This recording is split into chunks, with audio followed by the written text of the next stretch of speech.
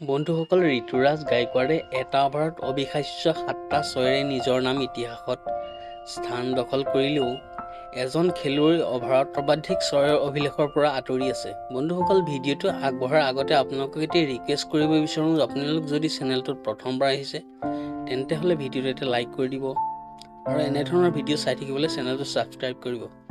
বন্ধুসকল, 1990 চনত ৱেলিংটন আৰু কেণ্টাৰবেৰীৰ মাজত প্ৰথম শ্ৰেণীৰ এখন মেচত বাৰ্ট ৱাইনছক 8টা ছয়েৰে কেণ্টাৰবেৰীৰ প্ৰাক্তন উইকেট কিপাৰে এক ঐতিহাসিক অভাৰ হৈ আছে।